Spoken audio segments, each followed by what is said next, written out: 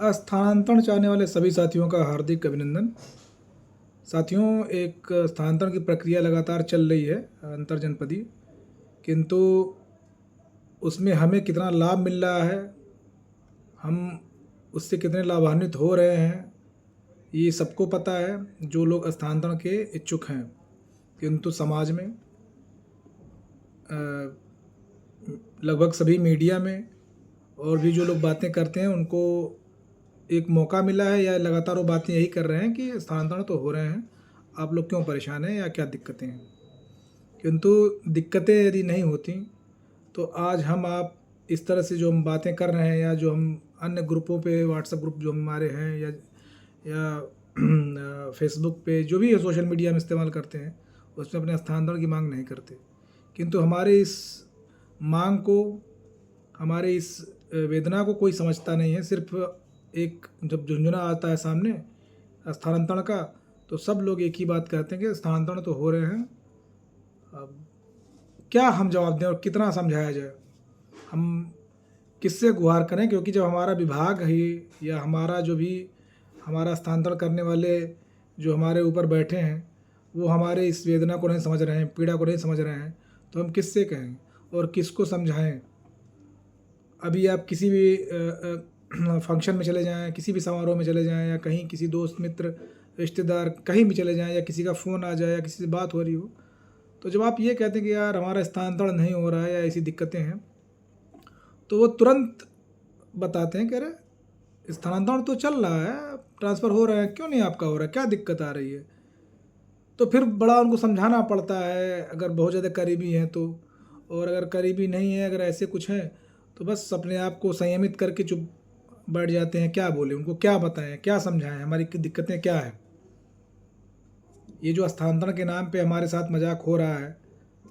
15 ज़िले खोल के 15 जिलों में सिर्फ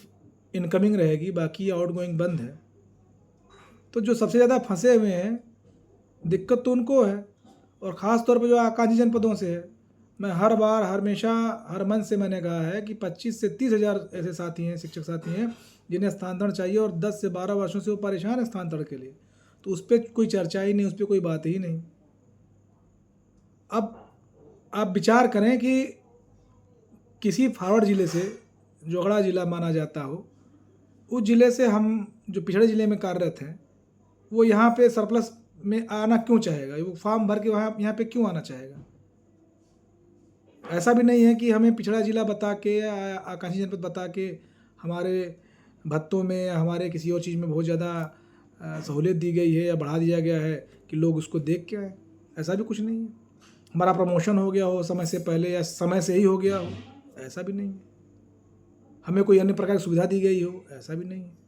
बल्कि हमसे काम ज़्यादा लिया गया है, क्योंकि मैं आप समझिए कि जो आकांक्षी जनपद हैं या जो भी पिछड़े जनपद हैं इस शिक्षा विभाग में,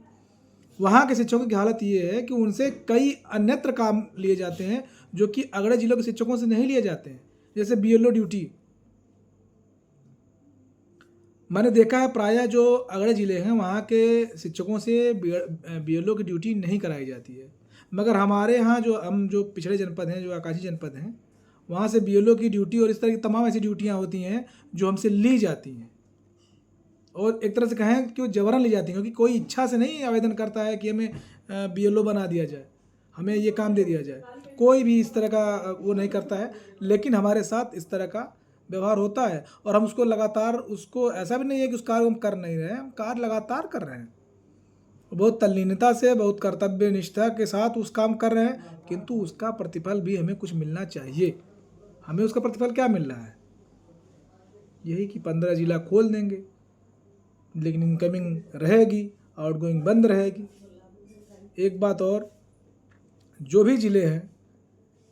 जो जहाँ से ज़्यादा संख्या में शिक्षक साथी स्थानांतरण के लिए परेशान है, और स्थानांतरण के लिए वहाँ से किसी प्रकार की इनकमिंग आउटगोइंग जो भी समस्या है अगर हैं, तो सभी लोग एक मंच पे आएँ, एक साथ आएँ। लेकिन मैं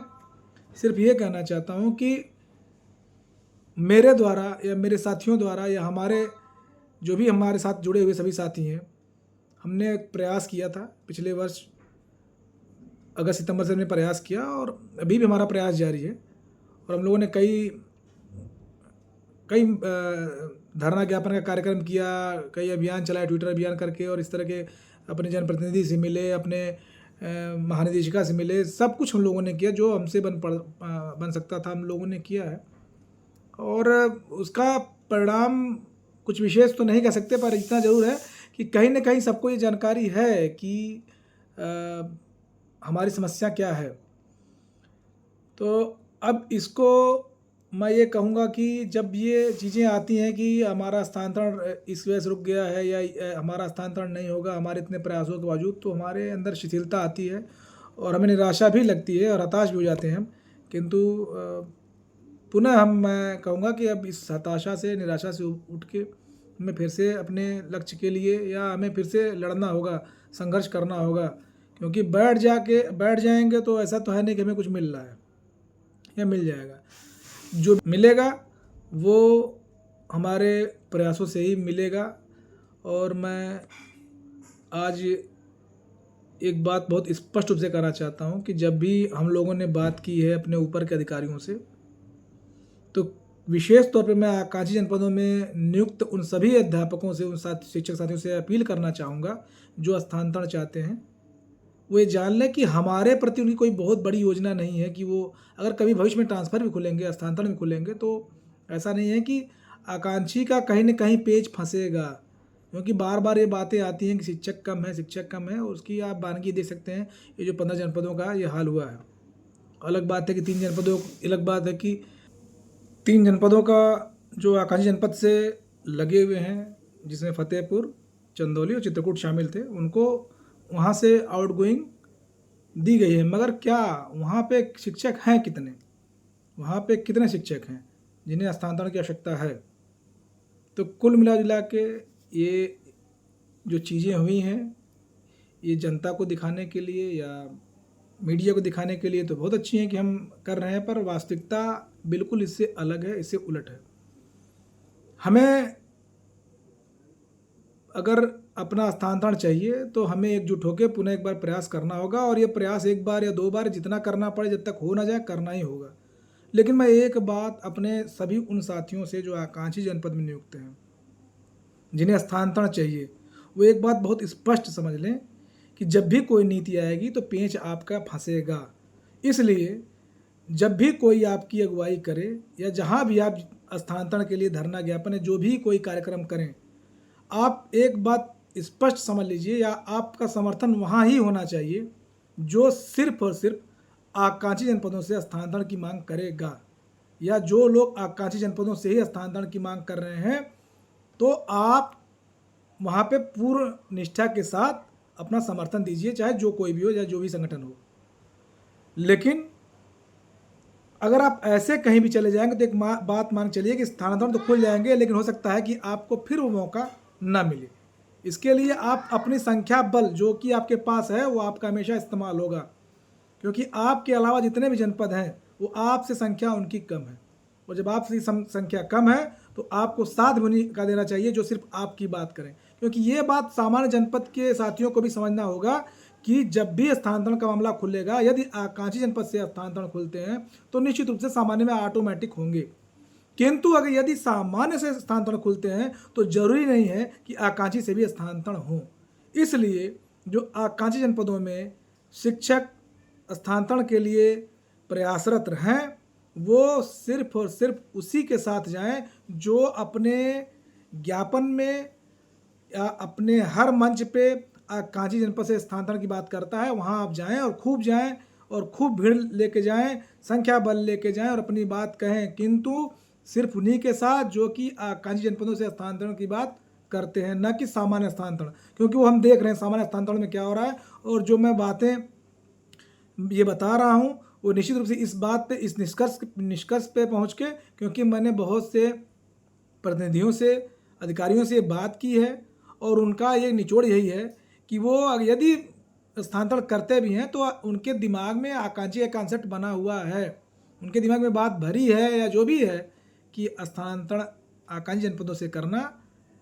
अभी फ़िलहाल मुझे नहीं दिखाई दे रहा है कि उनके मन में उतना है कि कर देना है। तो इस चीज़ को विशेष रूप से मैं आकांक्षी जनपदों के लिए जो शिक्षक साथी हैं उनसे अपील करने के लिए कह रहा हूँ कि आप निश्चित रूप से अपने संघर्ष अपना करिए और अब सभी एक साथ करें, लेकिन उन्हीं के साथ जाएं या उन्हीं के साथ संख्या बल में जाएं जो कि सिर्फ आपकी बात करते हों और आकांक्षी जनपदों से स्थानांतरण की बात करते हों। अन्यथा आप हो सकता है कि साधन मात्र बन जाएं और